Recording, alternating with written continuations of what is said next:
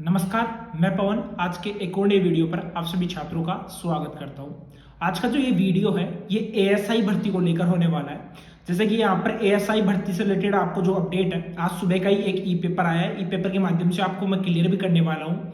साथ में आप में से काफ़ी जो छात्राएं हैं लगातार एक तरीके से एएसआई भर्ती के लिए लगातार कोचिंग भी आप ले रही होगी, क्योंकि जो पिछली सरकार थी, कांग्रेस सरकार थी, उसमें जो हमारे सीएम थे, पूर्व सीएम थे अशोक गहलोत जी, उनके द्वारा इसकी घोषणा की गई थी कि एएसआई की अलग से भर्ती निकाली जाएगी और तकरीबन 1000 पदों पर जो छात्राएं हैं उनको एलिजिबल माना जाएगा और वहां पर उनको पोस्टिंग वगैरह है वो दी जाएगी। उसके बाद में बीजेपी सरकार आती है। बीजेपी सरकार के द्वारा इस भर्ती पर काफी बड़ा फैसला है वो लिया गया है, जो कि यहाँ पर आपको स्क्रीन पर क्लियर भी करने वाला हूँ, जो कि काफी इंपॉर्टेंट आप सभी छात्रों के लिए आज का वीडियो है वो होने वाला है। सबसे पहले मैं बता दूं कि एएसआई भर्ती अब आपकी नहीं होने वाली है। अब वो क्यों नहीं होने वाली है, और जैसा कि देखा जाए, जैसे काफी कोचिंग संस्थान थे जिन्होंने अपनी जेबें भरने के लिए एक तरीके से जो छात्राएं हैं उनको एक तरीके से गुमराह करके रखा है। तो एक नहीं, काफी ऐसे कोचिंग संस्थान थे जिन्होंने अपनी जेबें भरने के लिए ऐसा छात्रों के साथ में एक तरीके से गलत किया है, ठीक है, और वो गलती ही माना जाएगा। अब जैसे एक बार मैं आपको ई पेपर पर नजर डलवा देता हूँ, उसके बाद में और भी चीजें हैं वो मैं क्लियर करने वाला हूँ। फर्स्ट में तो आप देख सकते हो कि महिला एएसआई के 1000 पदों पर अलग से नहीं होगी भर्ती, अलग कैंडर भी इसका नहीं होगा। अब देखो, जैसे कि मैंने लास्ट वीडियो मैंने बनाया था राजस्थान पुलिस को लेकर, वहां पर मैंने क्लियर भी किया था कि जैसे 30% जो रिजर्वेशन है वो महिलाओं को दिया गया है। उसके बाद में जैसे बीजेपी सरकार आई, इस 30% को बढ़ाकर 33% यानी 3% जो रिजर्वेशन है, आरक्षण है, वो महिलाओं के लिए और भी बढ़ा दिया गया है। यानी कि महिलाओं को लगातार यहाँ पर प्रायोरिटी है वो दी जा रही है। लेकिन जो लास्ट जो गहलोत सरकार थी उनके द्वारा काफी ज्यादा दावे किए गए थे और काफी ज्यादा जो भर्तियों के नोटिफिकेशन है वो जारी भी किए गए थे। कुछ भर्तियों के नोटिफिकेशन रद्द भी हो चुके हैं और उनमें से एक भर्ती ये रहने वाली है महिला एएसआई की। एक बार आप ये पेपर देख सकते हो कि गहलोत सरकार के फैसले पर 2 विभागों के ऐतराज, मुख्यमंत्री को भेजा प्रस्ताव। इसमें बिल्कुल क्लियर है कि महिला एएसआई के 1000 पदों पर जो भर्ती है अब आपकी नहीं होने वाली है और इसके लिए अलग से जो कैंडर है वो भी आपका नहीं बनेगा।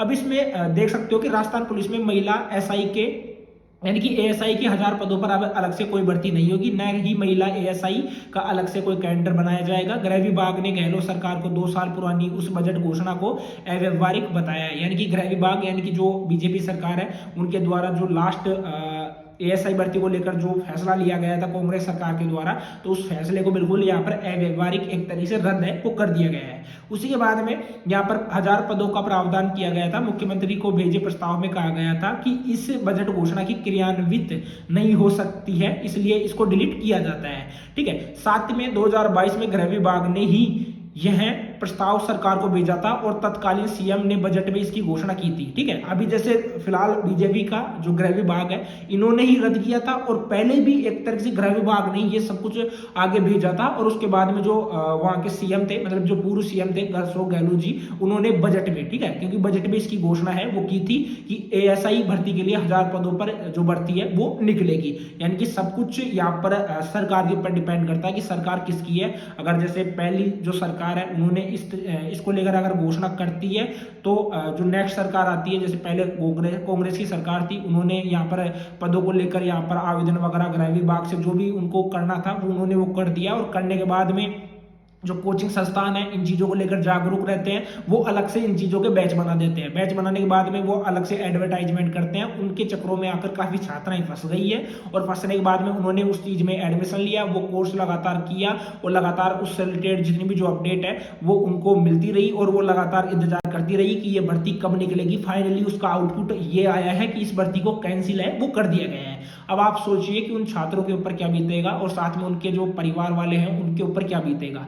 अब उसी के बाद में एक और अपडेट है कि 21 मार्च 2022 को विनियोग विधेयक पर चर्चा के जवाब में घोषणा। तत्कालीन जो सीएम थे गहलोत जी, उन्होंने विधानसभा में विनियोग विधेयक पर जवाब देते हुए कहा था कि महिलाओं की उपस्थिति थानों में और अधिक बढ़ाने को लेकर दृष्टिगत महिला एएसआई का कैडर गठित कर इसमें 1000 पदों पर महिला एएसआई के लिए निर्धारित किए जाने की घोषणा करता हूं। घोषणा उन्होंने कर दी, लेकिन इसके ऊपर अब कोई भी रुझान है वो बीजेपी सरकार का नहीं है। उनके द्वारा ये गलत है। उनका मानना ये है कि राजस्थान पुलिस में ही जो एक तरीके से उनको महिलाओं को 3% आरक्षण दिया गया है वो ही उनके लिए काफ़ी है। ये भर्ती आपकी नहीं होने वाली है, इसको बिल्कुल यहाँ पर गलत ठहराया है। साथ ही में 33% आपका कर दिया गया था, उसके बाद में रिजर्व करने से लिटिगेशन के मामले बढ़ जाएंगे।